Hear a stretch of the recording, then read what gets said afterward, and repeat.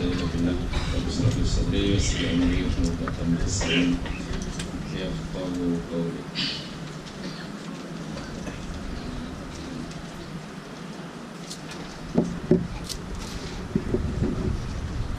Kita teruskan tafsir kita surah Al-Ankabut.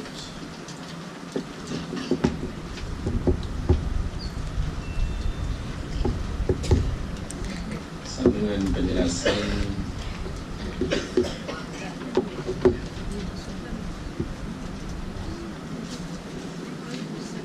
bagi ayat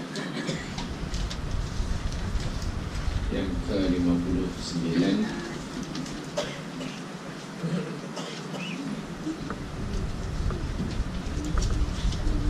berkaitan dengan as-sabru wa tawakkul.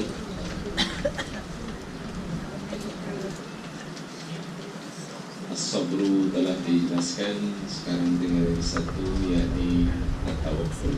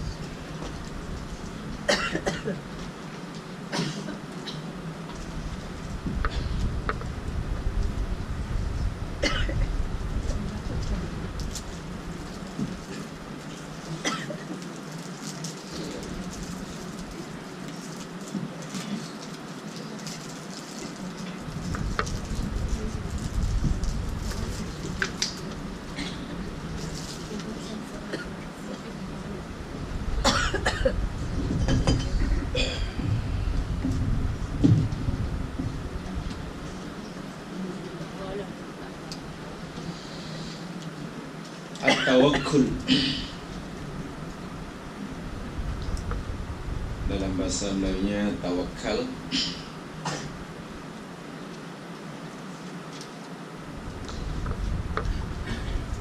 Lughatan, dari segi bahasa,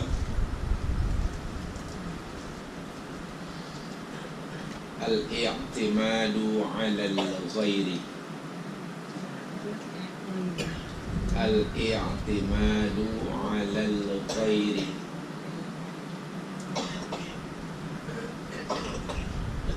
tawakal dari segi bahasa bermaksud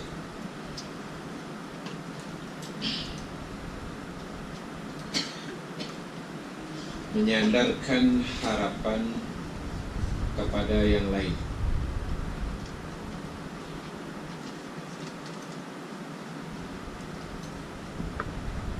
Wastilahan, dan dari segi makna istilah, ta'rif, definisi tawakul ialah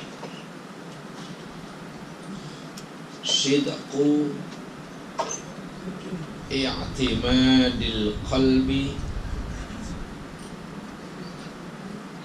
'ala Allah ta'ala fi istijlabil masalihi wa daf'il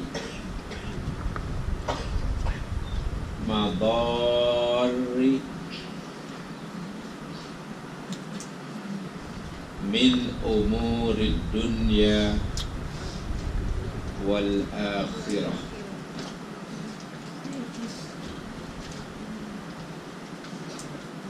Sidqu i'timadil qalbi ala Allah Ta'ala fi istijlabil masalihi wa daf'il mudarri min umurid dunya wal akhirah.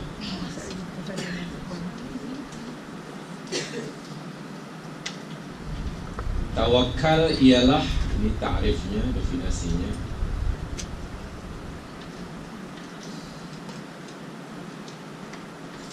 kejujuran hati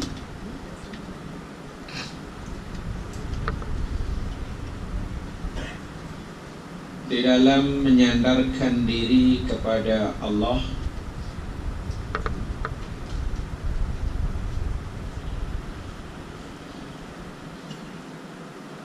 untuk menarik kemaslahatan dan menolak kemadaratan daripada perkara-perkara dunia dan akhirat. Kejujuran hati dalam menyandarkan harapan kepada Allah SWT, dan diri pada Allah SWT untuk menarik kemaslahatan, mendapatkan kemaslahatan, memperoleh kebaikan dan menolak kemadaratan, kesusahan, musibah, bencana apa sajalah ya dalam urusan, dalam perkara dunia dan akhirat. Ini definisi yang diberikan oleh Imam Ibnu Rajab, definisi yang diberikan oleh Imam Ibnu Rajab dalam kitabnya Al-Ulum wal Hikam.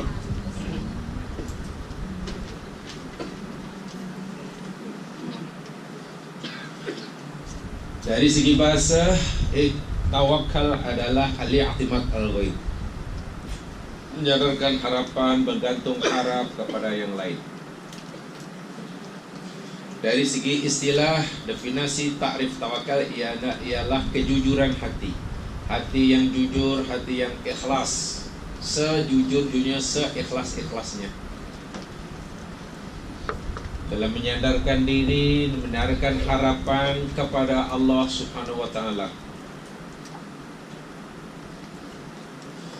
sama ada dalam untuk mendapatkan kemaslahatan, kejayaan, kebaikan, maupun di dalam menolak kemadaratan, sama ada ianya perkara-perkara dunia ataupun perkara. Jadi bila hati sudah bulat tekadnya, sikap berserahnya kepada Allah Subhanahu wa Ta'ala, ketika seseorang mengharapkan kebaikan bagi dirinya dan menolak kemadaratan, musibah, sama ada duniawi maupun ukhrawi, itulah tawakkul. Jadi ada dua poin terpenting dalam tawakul. Hati mesti jujur, hati mesti ikhlas, hati mesti sepenuhnya berserah diri kepada Allah. ketika seseorang menginginkan kebaikan bagi dirinya, atau ketika seseorang ingin mengelakkan dirinya pada kesusahan. Kata Ibnu Rajab. Kata Ibnul Jauzi mungkin lebih pendek. Beliau menyatakan at-tawakkul huwa tafwidu al-amri ilallah thiqatan bi husni tadbirihi. Yang lain menyatakan yakni tafwidu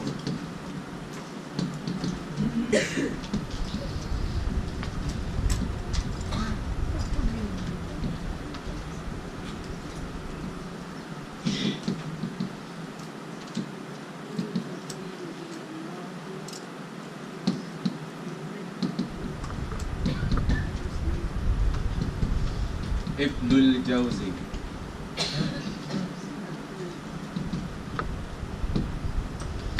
Ibnul Jauzi mentakrifkan tawakal ialah tafwidul amri ilallah thiqatan bihusni tadbirihi.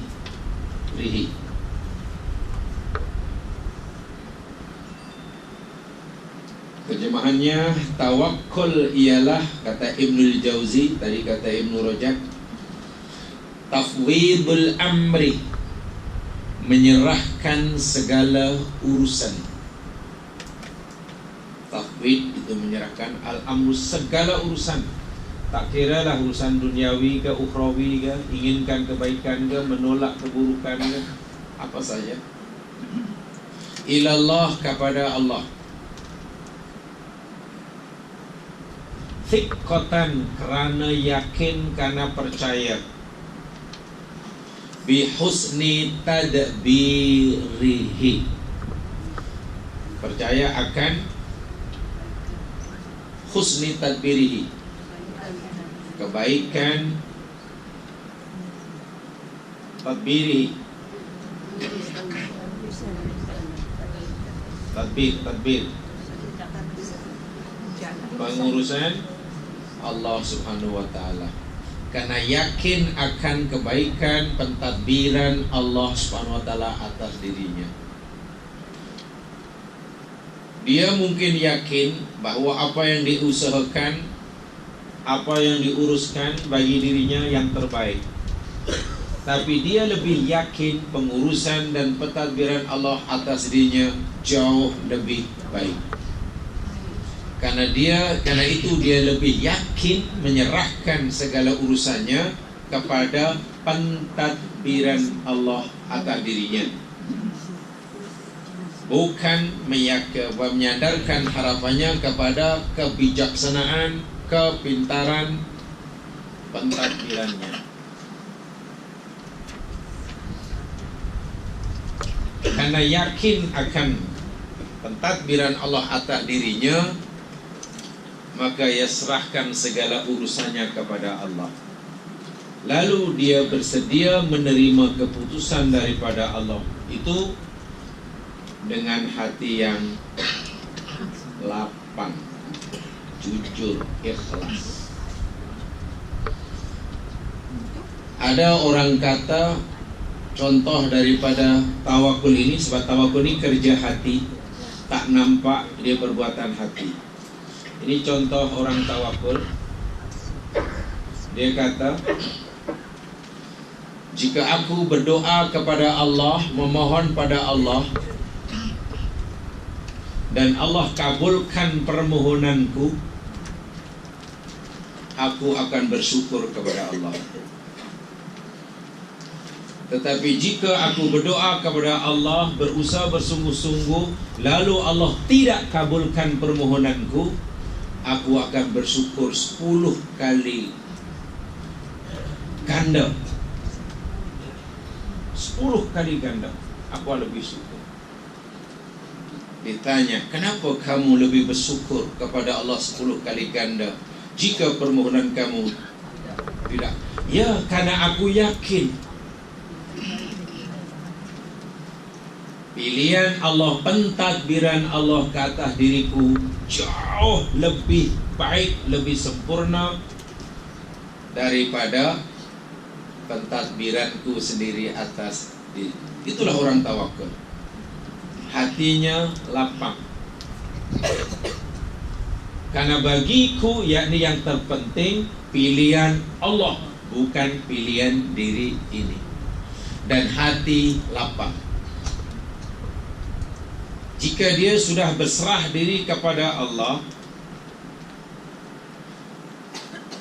tetapi Allah bagi keputusan yang berbeza dengan kemauannya, kemudian hatinya tidak jujur, hatinya tidak ikhlas, hatinya tidak lapang, maka tawakulnya terbatal. Tawakulnya terbatal. Macam mana terbatal? Sia-sia. Apa itu sia-sia? Kosong. Tawakal bukan hanya menyerahkan segala urusan kepada Allah karena yakin pentadbiran Allah lebih baik daripada pentadbirinya, pilihan Allah lebih baik daripada pilihannya, tapi kena ditambah bagaimana sikap hati orang itu nanti bila Allah berikan keputusan berbeza dengan apa yang dia harapkan. Masa itu menerimakah, menolakkah, sukakah, lapangkah, ridhokah, mengeluhkah? Jika mengeluh, maknanya dia hanya pura-pura bertawakal. Atau namanya tawakal pura-pura. Sebab itu nilai dia kosong. Seolah-olah Allah berfirman, kamu dah kata, kamu yakin pentadbiran aku lebih baik, lebih sempurna. Kamu kata pilihan aku lebih baik daripada kamu. Kamu kata apa yang aku pilihkan terbaik buat kamu. Sekarang aku beri kamu, kenapa kamu tidak puas hati? Mungkin kita kata, ya sebab engkau ya Allah pilihkan selain apa yang hamba-Mu minta. Tapi bukankah kamu percaya bahwa pentadbiranku lebih baik daripada kamu? Bukankah kamu telah yakin bahwa aku lebih mengetahui masalah kamu daripada kamu sendiri? Inilah tawakal. Mungkin menyerahkan, berserah peringkat pertama mungkin mudah, tapi bagaimana sikap kita selepas itu? Sebab itu bila orang sudah bertawakal, jemaah sekalian, jangan terlintas dalam fikiran kita yang kita minta mesti begitu, yang minta kita mesti begitu. Sebab kalau kita sudah tetapkan begitu, nanti jika Allah bagi selain apa yang kita minta, susah kita nak sabar, susah nak ridha, susah. Sebab kita sudah terlanjur menetapkan mesti ini, mesti ini. Kalau kita sudah menetapkan dan kita merasa ada kuasa menetapkannya, lalu buat apa kita tawakal pada Allah? Allah kan akan bagi tahu kita. Kamu sendiri sudah percaya, urus sendirilah. Jadi syarat penting bagi orang tawakal itu yakni jujur atau tidak, ikhlas atau tidak akan dilihat selepas Allah beri keputusan. Masih lapangkah jiwanya atau sudah bertukar menjadi kecewa dan sempit? Bila kecewa saja, orang itu ya tawakalnya disebut tawakal pura-pura.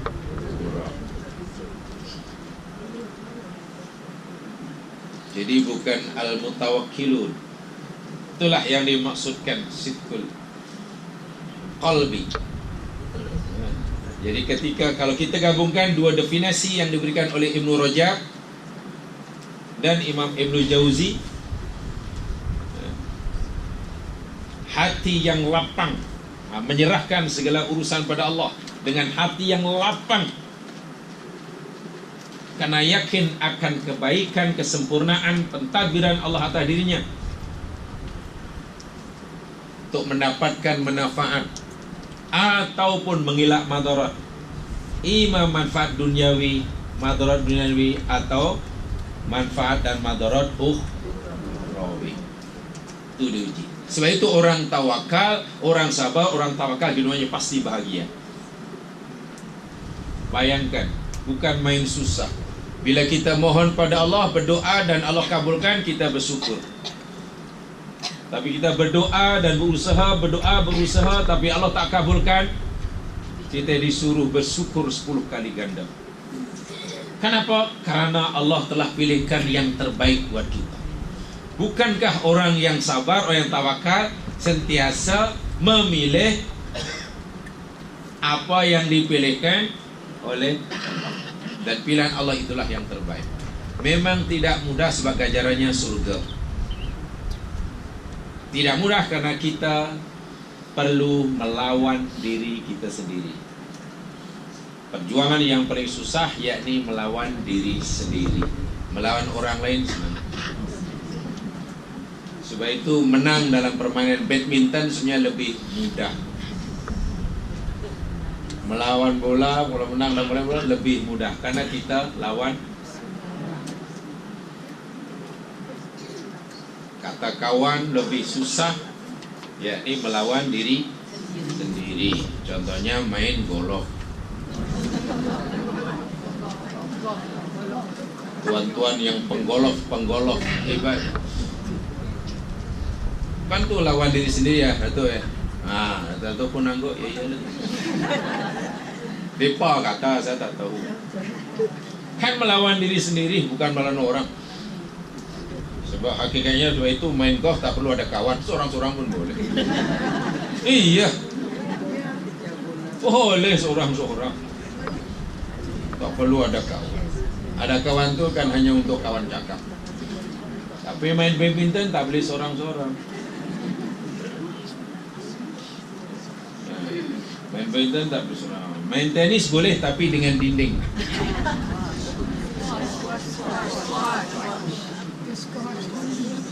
Tenis pun boleh seorang tapi dengan dinding. Subhanallah, tu lawan diri sendiri. Baik, sekarang terus saja pada kesimpulan yang kedua. Difahami ya definisi dia? Ini definisi sabar. Itulah tawakal. Jadi bila kita tawakal, itulah makna tawakal. Tawakal. Sekarang tawakal ini rupa-rupanya terbagi menjadi dua. Tawakal terbagi jadi dua. Satu namanya tawakkul ittirariyun.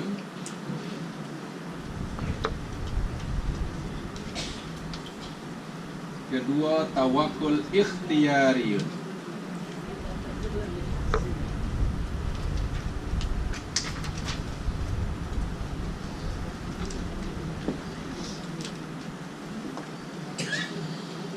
Ya, ini saya ulangi sekali. Apa yang kita bicarakan ini yakni dua sifat. Dalam ayat inilah menceritakan dua sifat yang mesti ada dimiliki oleh mereka yang Allah janjikan surga. Dan mereka ditempatkan di surga bukan di macam tanah lapang, kawasan lapang, tapi di huruf. Huruf tu bilik. Paling atas. Dua sifat ahli surga yang mendapat kemuliaan setinggi itu dalam ayat ini ada dua. As-sabru wa tawakkul. Itu penting dua sifat ini. Baik, sekarang yang kedua ini saya sampaikan. Tawakal itu pula terbahagi menjadi dua. Satu namanya tawakal atau tawakul ittirariyun.